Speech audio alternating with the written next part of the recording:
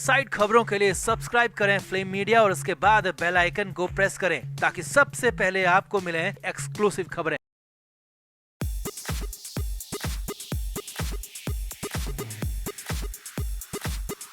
महाराष्ट्र सरकार के मंत्री नवाब मलिक को हर गुजरते दिन के साथ उम्मीद होती है कि उनकी मुश्किल कम होगी, आफत खत्म होगी और राहत मिलेगी, लेकिन हर रोज आफत तो कम नहीं होती, उल्टा बढ़ जरूर जाती है। जो नवाब मलिक कई तरह के आरोप होने के बाद जेल में हैं, जेल जैसे हालात में हैं, लेकिन फिर भी मंत्री पद पर बने हुए हैं, तो उनकी मंत्री पद से बर्खास्तगी को लेकर बड़ी खबर है। जी हाँ, अब ऐसा कुछ हो रहा है जिसके बाद कहा जाने लगा है, माना जाने लगा है कि अब तो मलिक का काउंटडाउन शुरू हो गया। उल्टी गिनती के बाद सीधा बड़ा फैसला तक हो सकता है, अगले हफ्ते बड़ा एक्शन हो सकता है और मलिक की कुर्सी जा सकती है, बर्खास्तगी तक हो सकती है। तो दलीलों में कितना है दम और क्या वाकई में नवाब मलिक को बर्खास्त कर दिया जाएगा, सब कुछ आपको बताते हैं। आप इस वीडियो को शेयर करें और मलिक को लेकर, उनकी बर्खास्तगी को लेकर कमेंट जरूर करें। तो नवाब मलिक के हालात ऐसे हैं जिनके पास होने को तो पद, पावर, पैसा सब कुछ है, लेकिन फिलहाल किसी भी चीज का वो इस्तेमाल कर नहीं पा रहे हैं क्योंकि मलिक ऐसी बुरी कंडीशन में फंस चुके हैं।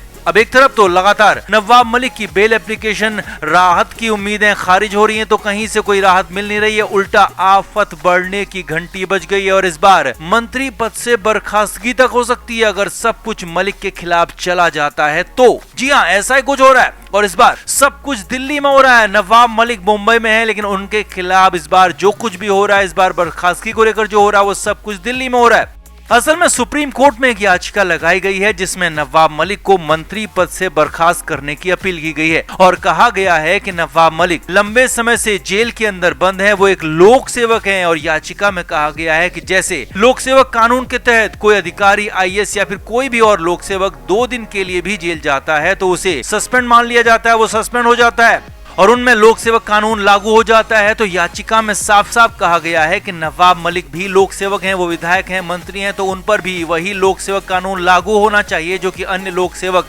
और अन्य अधिकारियों पर लागू हो रहा है। आगे देखिए, याचिका में कहा गया है कि नवाब मलिक 23 फरवरी से जेल के अंदर बंद है और खुद नवाब मलिक इस्तीफा देने को तैयार नहीं है और इसीलिए लोक सेवक कानून का इस्तेमाल करते हुए मलिक को बर्खास्त किया जाए और इसके लिए सुप्रीम कोर्ट आदेश जारी करे। अब नवाब मलिक के साथ यहाँ पर दिल्ली के मंत्री सत्येंद्र जैन का नाम भी इस याचिका में शामिल है।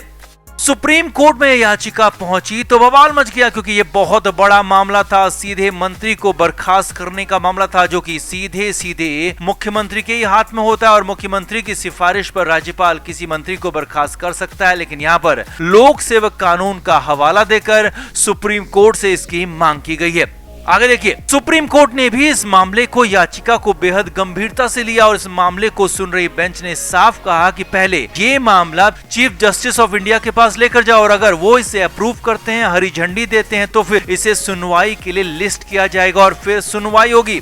अब अगले हफ्ते ये मामला चीफ जस्टिस के पास जा सकता है और फिर अगर वहां से हरी झंडी मिलती है तो फिर सुप्रीम कोर्ट में मामला लिस्ट हो सकता है और फिर इस पर सुनवाई होगी और फिर फैसला भी हो सकता है। अब फैसला जो भी हो, ये सब कुछ कोर्ट के विवेक पर, नियम कायदों पर निर्भर करेगा, लेकिन अगर कोर्ट ने याचिकाकर्ता की बात मान ली, मांग मान ली, तो फिर तो नवाब मलिक कहीं के रह नहीं जाएंगे, मलिक का पद भी जाएगी, प्रतिष्ठा भी जाएगी और एक झटके में काम तमाम हो जाएगा।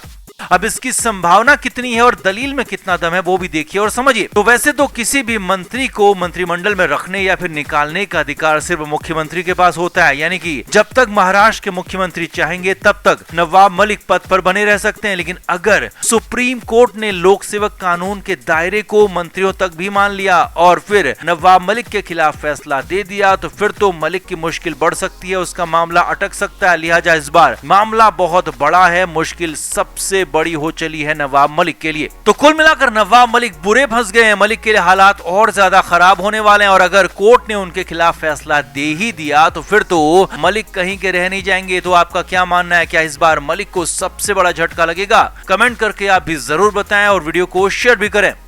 Flame media report. तो नवाब मलिक पिछले लंबे समय से जेल के अंदर रहे और फिर जेल जैसे हालात में अस्पताल में भी रहे। अभी भी मलिक भले ही अस्पताल में है, प्राइवेट वार्ड में है, लेकिन उनके लिए वो जेल से कम नहीं है, क्योंकि दिन रात का पहरा है और मिलने मिलाने तक की जांच और परख होती रहती है। अब ऐसे हालात में ईडी की तरफ से मलिक पर बहुत बड़ा आरोप लगाया गया है और ईडी ने यहाँ तक कह दिया है कि नवाब मलिक जेल के अंदर से ही खुद के लिए सीक्रेट मिशन में जुटे थे और बहुत कुछ करना चाहते थे, बहुत कुछ गलत बड़ा करना चाहते थे। मामला कोर्ट तक पहुंच गया और कोर्ट ने भी फैसला दे दिया, लेकिन शर्त लगा दी, बैरियर लगा दिया। असल में नवाब मलिक ने कोर्ट से कहा कि वो जेल के अंदर बंद विचाराधीन कैदी तो है, लेकिन साथ ही साथ महाराष्ट्र के विधायक भी हैं और अपने क्षेत्र में जनहित के कामों को आगे बढ़ाना भी उनका ही काम है, जो कि संविधान में लिखा है। संविधान के मुताबिक उन्हें काम करना ही होता है। लिहाजा जनहित में कुछ फंड रिलीज किया जाना बेहद जरूरी है और मलिक ने अपनी विधायक निधि के फंड को रिलीज करने के लिए कुछ पेपर्स पर साइन करने की परमिशन मांगी।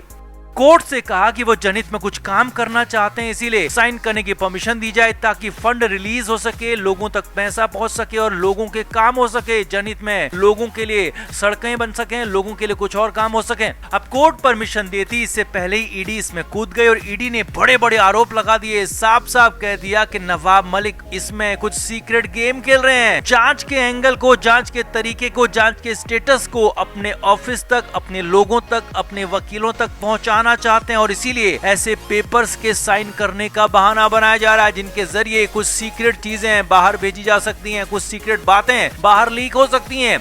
ईडी ने यही नहीं कहा, ईडी ने कहा कि नवाब मलिक गवाहों को और सबूतों को भी प्रभावित करने की कोशिश कर रहे हैं और अपने पेपर्स के जरिए बहुत कुछ बड़ा करना चाहते हैं। सीक्रेट मिशन यहाँ पर चल रहा है जिससे कि केस बिगड़ सकता है और ईडी ने साफ इनकार कर दिया कि कोर्ट कोई भी ऐसी परमिशन ना दे। अब नवाब मलिक पीएमएलए कोर्ट पहुंचे थे, जहां से हर बार नवाब मलिक को झटके पर झटके ही लगे थे और यहाँ पर भी पूरे झटके की उम्मीद थी और लग ये रहा था कि नवाब मलिक को एक बार फिर से जोर का झटका बहुत जोर से लगने वाला है। हालांकि यहाँ पर जोर का झटका बहुत जोर से तो नहीं लगा, लेकिन हाँ, झटका जरूर लग गया और इस बात को ईडी ने भी मान लिया।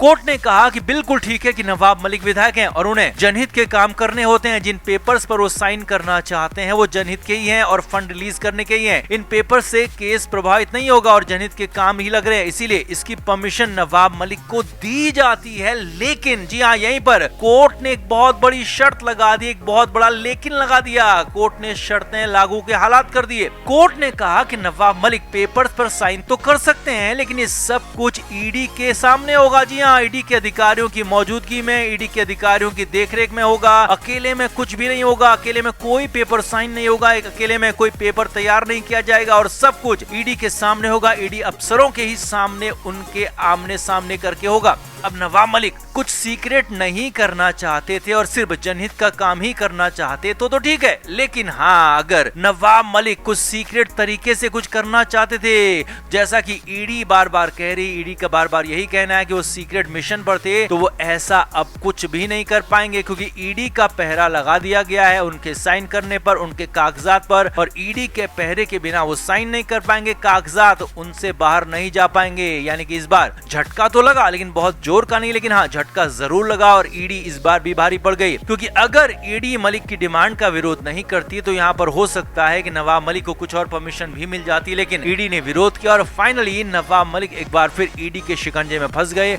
और उनके पेपर साइन करने पर कोर्ट ने पहरा लगा दिया। तो आपका क्या मानना है, क्या ये वाकई में ईडी की जीत है या फिर नवाब मलिक अपने मकसद में कामयाब रहे? कमेंट करके आप भी जरूर बताएं, वीडियो को शेयर भी करें।